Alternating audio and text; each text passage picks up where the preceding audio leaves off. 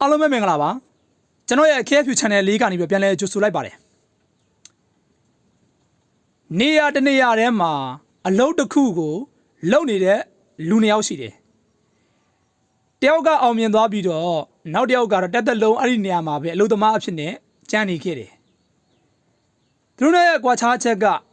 အရေးချင်းမဟုတ်ပါဘူးအလုပ်လည်းမဟုတ်ဘူးသူတို့ရဲ့အတွေးတွေပဲဖြစ်တယ်ဒီပုံမြတ်ဆုံးမှာမင်းဘလို့လူဖြစ်ချင်လဲဆိုတာကိုကိုယ်တိုင်ဆုံးဖြတ်နိုင်လိမ့်မယ်။ခေါင်းစဉ်လေးက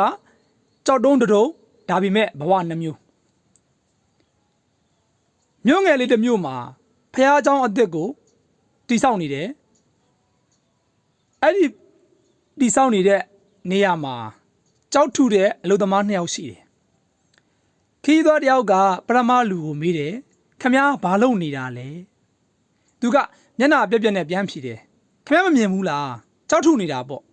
နေတိုင်းဒီလိုပဲပင်ပန်းတယ်ငွေနေတယ်မနေ့ကနေညအထိဒီအလုပ်ကြီးပဲလုပ်နေရတယ်ခီးသွားကလည်းခေါင်းငိမ့်လိုက်တယ်ပြီးတော့ဒုတိယလူစီကိုသွားပြီးတော့မေးတယ်ခင်ဗျရောဘာလုပ်နေတာလဲ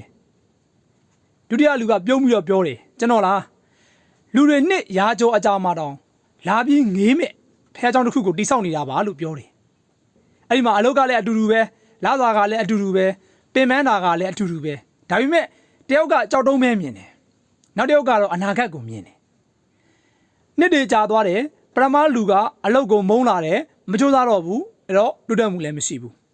ဒုတိယလူကတော့နေတိုင်းအသစ်တစ်ခုတင်တယ်ကြောက်ထုနည်းတွေလေးလာတယ်လူတွေနဲ့ပေါင်းသင်းဆက်ဆံတယ်နောက်ပိုင်းဆောက်လုပ်ရဲ့အဖွဲ့ခေါင်းဆောင်ဖြစ်လာတယ်နောက်ဆုံးတော့သူကိုယ်တိုင်ပဲဘိသုကာတယောက်ဖြစ်လာပါတယ်တဲ့ဒီပုံမြင်လေးကပြည့်တဲ့သင်ခန်းစာကဒီနေ့မင်းလုံးနေတဲ့အလုပ်ကိုငါမှအလုပ်ပဲရှိတယ်လို့တွေးရင်တက်တက်လုံးအလုပ်သမားပဲဖြစ်နေမယ်ဒါပေမဲ့ဒီအလုပ်ကငါအိမ်မက်ကိုသွားတဲ့လမ်းလို့တွေးရင်မင်းရဲ့လုပ်ပုံကိုင်ပုံတွေပြောင်းသွားမယ်ကြောင်းတက်နေတာစာမေးပွဲအတွက်မဟုတ်ဘူးကို့အနာဂတ်အတွက်ဖြစ်လာမယ်စာဖတ်နေတာအမှတ်အတွက်မဟုတ်ဘူးအသိပညာအတွက်ဖြစ်တယ်အလုပ်လုပ်နေတာလာစာအတွက်တည်းမဟုတ်ဘူးတဲ့ကိုယ့်ရဲ့တန်ဖိုးကိုတိဆောက်နေတာပါလို့မြင်လာမယ်လူတော်များများကအလုပ်ကိုကြည့်တယ်အောင်မြင်သူတွေကရည်မှန်းချက်ကိုကြည့်တယ်ဒီပုံမြင်လေးကနေမှတ်သားဖွယ်ရာတွေဘာတွေရမလဲဆိုတော့